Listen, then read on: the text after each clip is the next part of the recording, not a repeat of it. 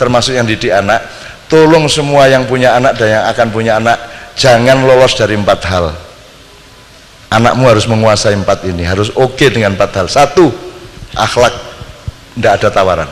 Akhlakul karimah, tidak ada tawaran. Kudu mutlak ya, berarti akidah ya oke, syariat ya oke ya.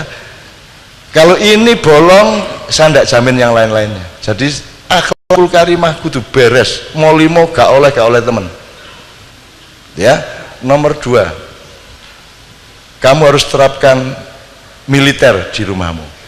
Militer itu maksudnya gak putus anakmu dijak baris, latihan nembak, terus latihan manah sunah rasul, terus manai kadang nganggu tangan kadang nganggu sikil.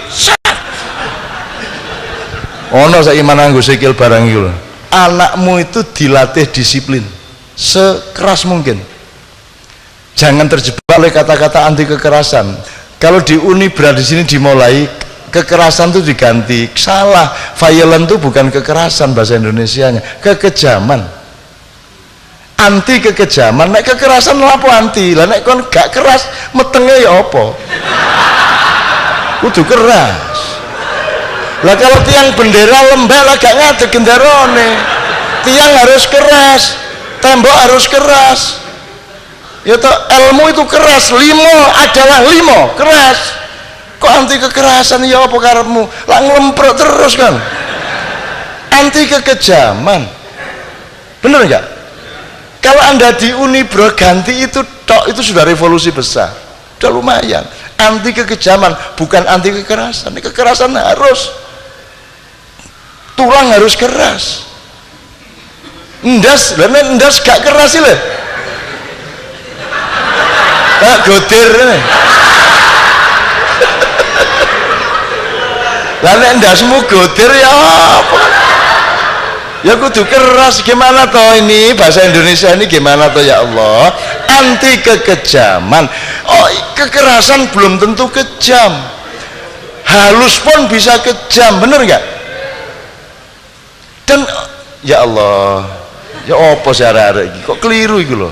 Ngene, kon melendi tak tonyo raimu, tak nyek bapakmu. Melendi kon. Kejem di ngenyek bapakmu tano nyoraimu. Utawa ngene wis gak nyek bapak wis. Kon milih tak kampleng tak idoni.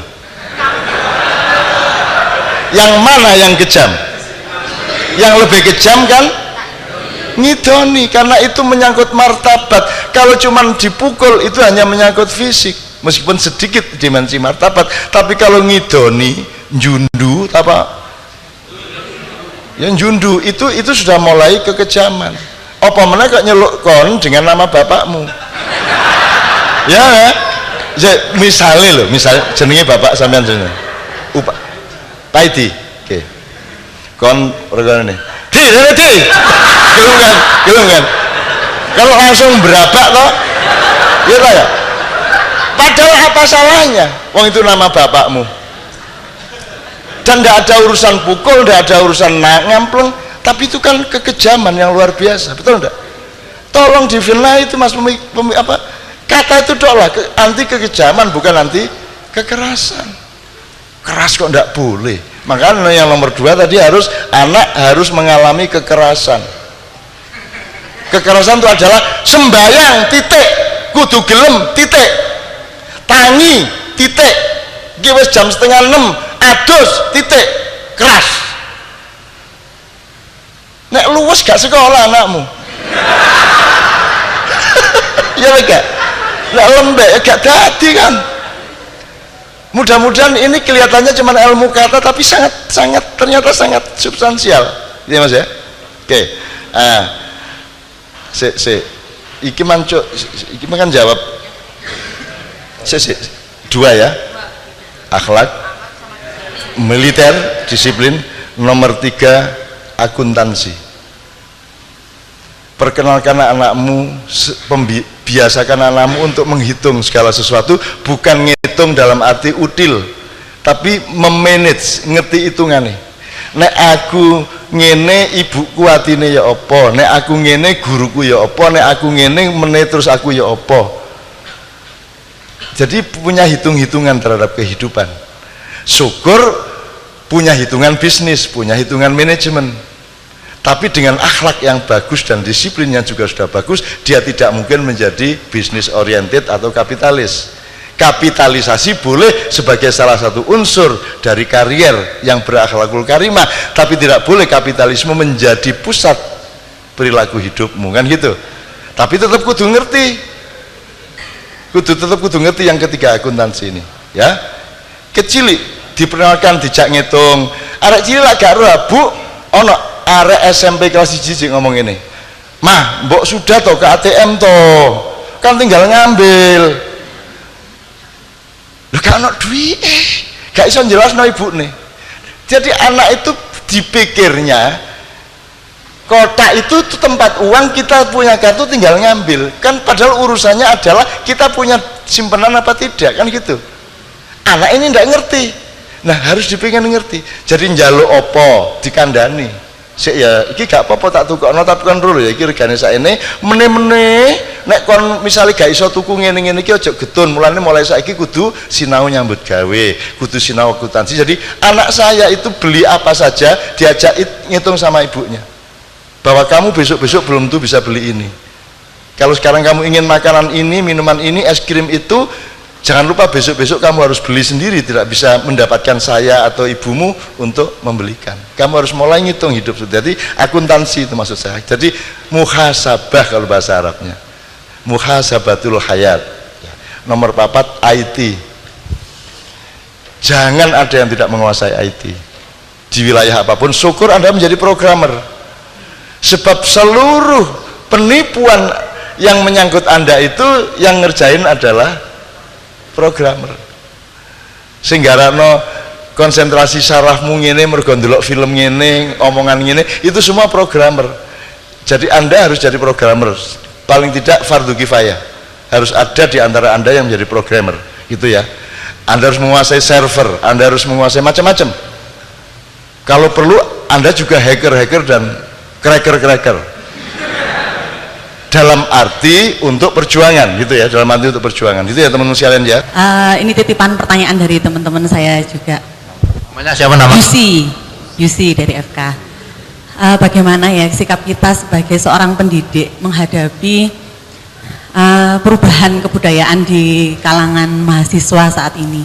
Misalnya dalam hal praktis, mungkin dalam cara berpakaian, cara berhubungan dengan dosennya yang kalau dilihat dari zaman saya dulu sangat berbeda dengan sekarang. Bagaimana kita supaya para dosen ini punya keluasan hati dan cara mengarahkan yang benar, karena dikit-dikit kalau kita mengarahkan sesuai dengan peraturan, saya rasa seperti yang diungkapkan tadi bahwa peraturan itu adalah di bawah dari akhlak, tapi cara mengikatkan akhlak yang benar itu seperti apa supaya kita juga nggak disalahkan karena melanggar HAM ini kan nggak masalah karena ini hak saya seperti itu. Saya kira, terima kasih. Saya dari Gusti, mana Gusti tadi? Anak didik, apa jenis? Yusi. Tak kasih tahu ya Mbak ya. Yang dimaksud perubahan budaya itu soal apa misalnya? Berpakaian. Kon tak kandani ya. Berpakaiannya anak muda sekarang tuh jauh lebih bagus daripada tahun 70-80. Ojo geragas-geragas, tapi wis lumayan nih. Kamu tahu dulu, Anda pernah dengar saking lautan jilbab? Di zaman saya SMA ku, arek SMA ku roke sakmene. Ada masih banyak fotonya. Tahun 70-an tuh roke arek SMA sakmene iki lho. Masih Sidratul Muntaha. Loh. Temenan iku termasuk SMA Muhammadiyah, SMA Islam sakmene roke. Jadi sakilan teko dengkul iki. Itu tahun 70-an seperti itu. Kemudian kita bikin orang mulai pakai jilbab dikit-dikit, terus saya memperjuangkan jilbab, saya keliling bikin nekat, saya bikin idiom lautan jilbab. Zaman itu belum ada orang pakai jilbab satu pun.